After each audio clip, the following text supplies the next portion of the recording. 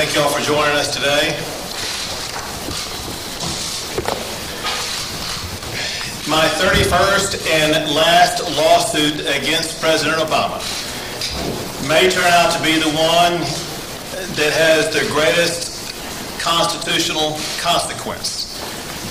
We have, in the President's executive order, an action of utter violation of the Constitution by the President trying to circumvent around Congress in an effort to impose his own dictatorial mandates concerning immigration laws in this nation.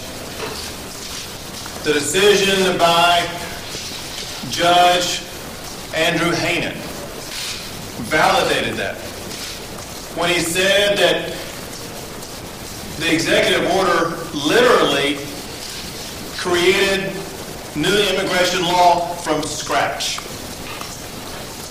The decision by Judge Hanen was far more than a victory for Texas and the other 25 states who joined us. This was a victory for America and for the rule of law, and a victory for the Constitution. I am confident that as this case works its way up through the appellate process, we will continue to win. I'm confident because of the primary witness in this case, and that is President Barack Obama himself, who said 22 times he did not have the authority to do what he did. And then after he did it, he came out and said, and I quote, "I just changed the law." The Constitution does not give the President the power to change the law. If the law is to be changed, the President must work with Congress and have Congress write the law and the President to enforce the law.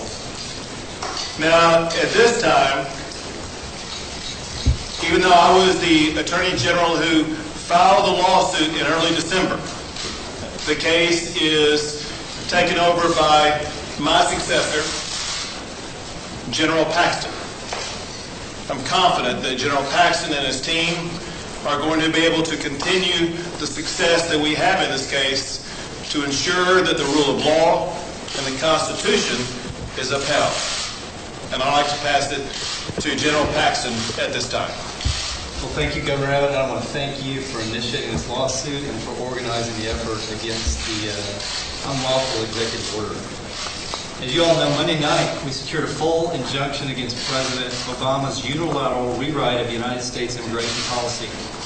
This overreaching, unprecedented act would have essentially granted amnesty to millions of illegal immigrants based entirely on one man's perspective.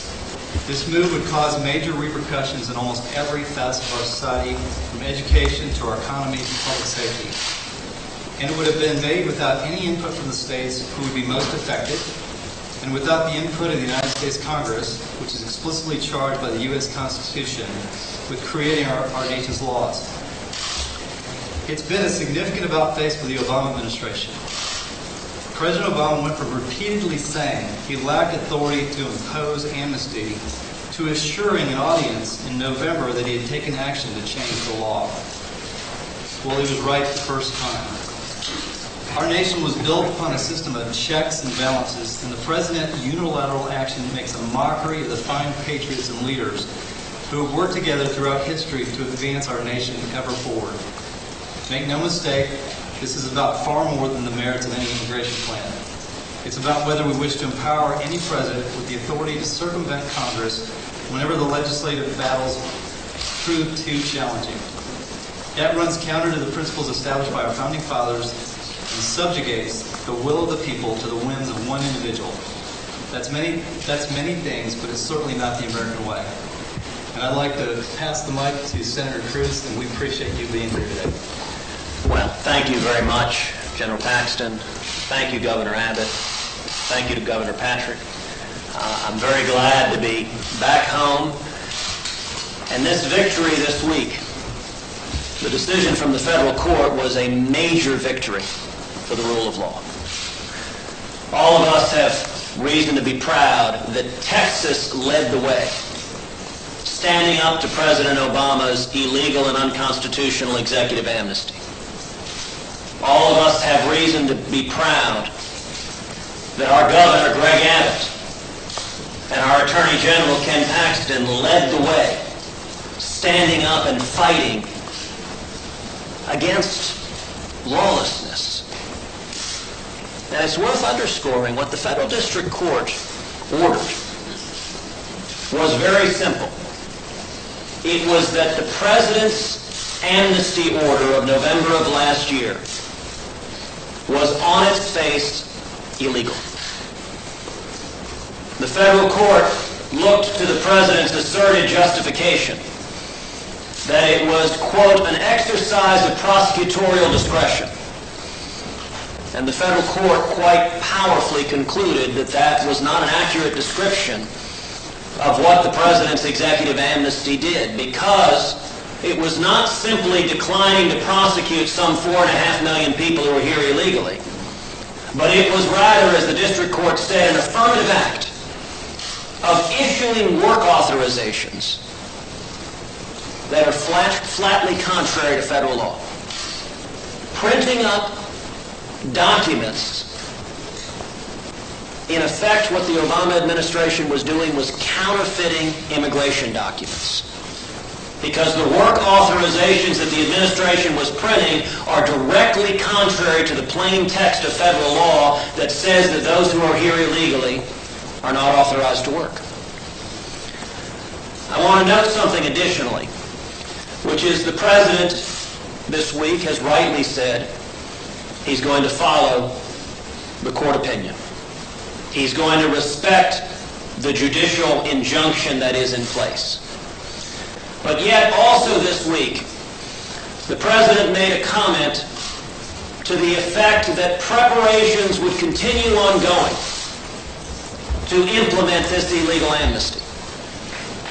It is worth noting the district court's order was abundantly clear. The federal court enjoined any and all aspects of the illegal amnesty order. Now, it's been publicly reported that the Department of Homeland Security is in the process of opening new office space and hiring 1,000 additional employees in order to implement this illegal and unconstitutional amnesty. And I would note that if the Department of Homeland Security continues moving forward, that on its face is in violation of a federal court injunction against implementing any and all aspects of this order. One final observation. Next week, Congress will come back. And we have before us in Congress a funding bill for the Department of Homeland Security. The House of Representatives has passed funding for the Department of Homeland Security, and we should fund the Department of Homeland Security. President Obama has placed Senate Democrats in a very difficult, in fact, in an impossible position. Right now, Senate Democrats are filibustering to try to kill funding for the Department of Homeland Security in order to hold DHS hostage and force the President's executive amnesty program onto the American people. That amnesty program has now been declared illegal by a federal court. And so Senate Democrats should look very closely at this opinion and decide if they are willing to jeopardize national security, which is both reckless and irresponsible, in order to try to hold DHS funding hostage and to try to force implementation of an amnesty order that the federal court has now concluded is illegal. I now turn to Lieutenant Governor Patrick. Thank you, Senator. Before you, you have three of the greatest constitutional minds in the country in Senator Cruz, Governor Abbott, and General Paxton, and we're blessed to have them in Texas, and that's why Texas has continued to lead the way, as Governor Abbott said, in 31 lawsuits against this administration on a number of actions we believe are harmful to the state of Texas and to the country. As Lieutenant Governor, my concern and my deep sigh of relief after this decision 2 nights ago that was started again by Governor Abbott as his last action before he left office. My sigh of relief is that hopefully it gives us some time for Washington to act on immigration policy, on Homeland Security funding, and that it gives us time to continue to build up our security forces on the border. As you know, last spring, we were seeing 8,000 to 10,000 people a week cross the border. Those numbers are now down to about 3,000 a week because of the excellent work of DPS, the National Guard, local law enforcement, our game wardens, the Texas Rangers.